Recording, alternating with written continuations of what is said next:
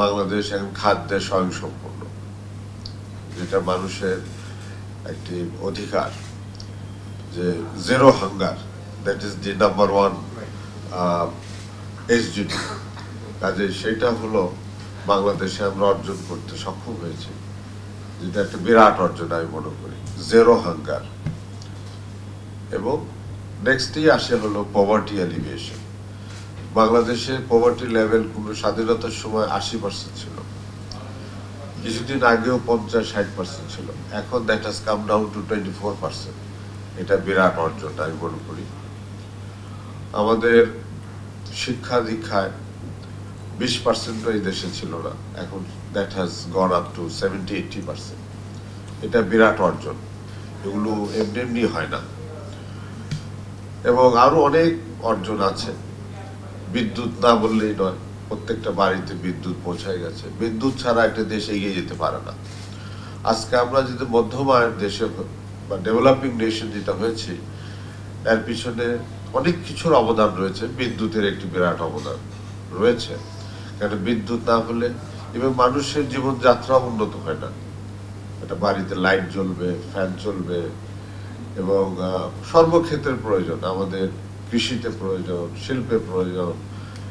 শিল্পায়ন না হলে পরে আমাদের এই জব ক্রিয়েশন, এই আমাদের যে জব ক্রিয়েশনটা হবে না। আমরা যদি কর্মসংস্থান ব্যবস্থা না করতে পারি, এটার it is a vicious cycle, it will affect the entire society. এবং জব ক্রিয়েশনের মাধ্যমেই আমাদের লেখাপড়ার উন্নয়ন হবে, স্বাস্থ্যের উন্নয়ন হবে, আমাদের অর্থনৈতিক অবস্থার উন্নয়ন হবে, সবকিছু রিলেটেড। এবং তার উপরে একটি আমরা যেটা নিয়ে ডিল করি সেটা হলো স্বাস্থ্যসেবা। এই বিষয়েও বাংলাদেশে অনেক উন্নতি লাভ করেছে।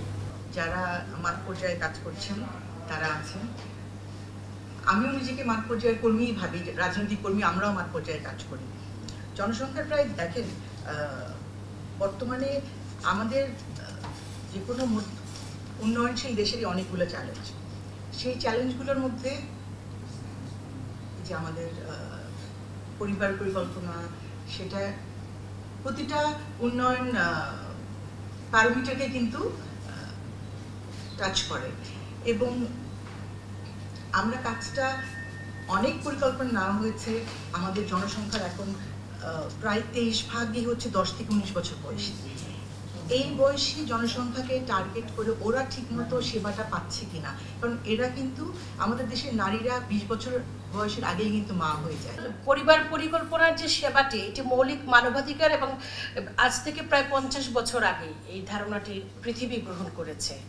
এবং এবারের প্রতিপাদ্য পরিবার পরিকল্পনা সুরক্ষিত মানবাধিকার। এবং এই মানবাধিকারটাও কিন্তু হাসান সাহেব অত্যন্ত চমৎকারভাবে আমাদের কাছে উল্লেখ করেছেন যে কি কারণে এটা মানবাধিকার, যে একটা কাপল বা একটা দম্পতি তাদের সন্তান সংখ্যা কত হবে এবং মাঝখানে ফারাকটা কতটুকু থাকবে সেটা তাদের নেবার মতন চিন্তা থাকবে, এবং এই চিন্তার ক্ষেত্রে তারা মুক্ত এবং স্বাধীন, এটাই আমরা বিশ্বাস করি। তো বাংলাদেশের পরিবার পরিকল্পনা সেবার ক্ষেত্রে অর্জন কিন্তু চমৎকার, সারা পৃথিবীকে দেখিয়ে দেবার মতো। সবই খুব সুন্দরভাবে উপস্থাপনাগুলো আমরা শুনছি, আমরা জানছি, আমাদেরও জানার অনেক গ্যাপ রয়ে গেছে, যদিও আমরা এই অঙ্গনের সাথেই সম্পৃক্ত, সমাজেরই অংশ, তারপরও আমাদের অনেক গ্যাপ রয়েছে। সেক্ষেত্রে দেখা যাচ্ছে যে আর যারা এইটা নিয়ে রিসার্চ করেই না বা ভাবেনি না, তারা তো অনেক পিছিয়ে রয়েছে, স্বাভাবিক। তো এই সচেতনতার লক্ষ্যে আমি মনে করি যে কিছু দু একটা জিনিস শুধু একটু বলতে চাই। আসলে যদি এটুকু মাথায় রাখি আমরা যে যত পার্সেন্ট আমাদের সমাজে যত পার্সেন্ট অগ্রগতি হয়েছে এই পরিবার পরিকল্পনার ব্যাপারে, তার 50%ই আমি খেয়াল করে দেখেছি ইউএনএফ এর মাধ্যমে আমি কাজ করতে যেয়ে আমি সম্মুখীন হয়েছি। সেখানে আমার মনে হয়েছে যে 50% ছেলে মেয়ে, মানে মেয়েরা এবং ছেলেরা যারা খুব আন্ডার এজ থেকে শুরু হয় যাদের সেক্সুয়াল লাইফ, যারা অনেক বুঝেই হোক না বুঝেই হোক, তাদের কিন্তু লাইফের অনেকটা সময় বা খুব মূল্যবান ওই মানবাধিকারের এই পার্টটা তাদের খুব দ্রুত 3-4 বছরের মধ্যে অনেক অঘটনগুলো ঘটে যায়। সেক্ষেত্রে দেখা যায় কোনো একটা আন্ডার এজ একটা মেয়ে 3-4টা বাচ্চার মাও হয়ে যায়। Here we are trying to bring these two components together in terms of standards for service provision as well as the principles of family planning together, and combining them together as a call with 10 new principles, as they're called, in terms of family planning as a right. So it's about really ensuring that these standards are kind of met and complied with. But what it ultimately boils down is that for us, the client or the customer, we put them as the center in family planning. So they are the bosses in the sense we want to provide services and information in the way they want, not in the way we can provide.